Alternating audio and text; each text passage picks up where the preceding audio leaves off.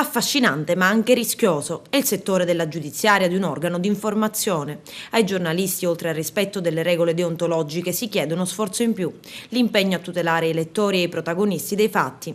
Di questo si è parlato stamani al Castello Chiaramonte di Favara nel periodico corso di aggiornamento per i giornalisti agrigentini.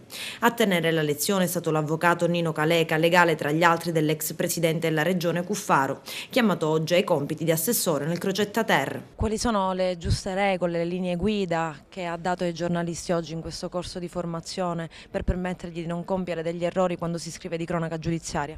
Intanto bisogna stare molto attenti, sì, l'atto si può pubblicare, non è più coperto dal segreto investigativo quando l'atto è conosciuto o conoscibile dal difensore, dall'indagato o dall'imputato. La prima verifica che deve fare il giornalista per non incappare nella rivelazione del segreto è appunto accertarsi che si tratti di un atto che è nella conoscibilità di un soggetto esterno dell'indagato, a quel punto può pubblicarlo.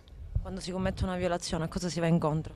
Insomma, se si compie il reato di violazione del segreto d'ufficio, che è un reato proprio del pubblico ufficiale a cui il giornalista concorre, la pena è molto grave, fino a 5-6 anni di carcere. Come giudica la commissione tra giornalisti, avvocati o magistrati? Il giornalista deve prendere notizie, le può prendere appunto o dagli avvocati o dai magistrati. L'importante è che il giornalista non diventi mai strumento dei magistrati o degli avvocati e pur recependo le notizie da questi ambienti mantenga la sua autonomia di pensiero, raccolga tutte le notizie che vuole dagli avvocati e dai magistrati, ma si ricordi che è il giornalista che decide quali notizie, come e in che modo pubblicarle. Un settore che negli anni ha anche subito delle importanti trasformazioni, come sottolinea Franz Lapaglia, che ha iniziato la sua carriera occupandosi di cronaca giudiziaria.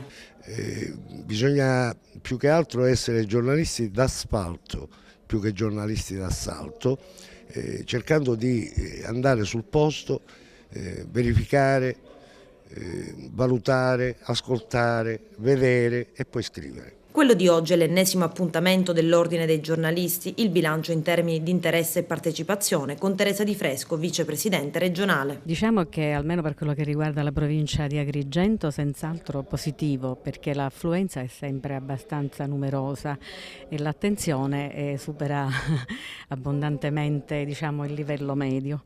È chiaro che questo dipende anche dai relatori che sono all'altezza sempre delle loro competenze e ci riservano sempre delle nuove informazioni, arricchendo così il bagaglio di noi giornalisti, me compresa ovviamente.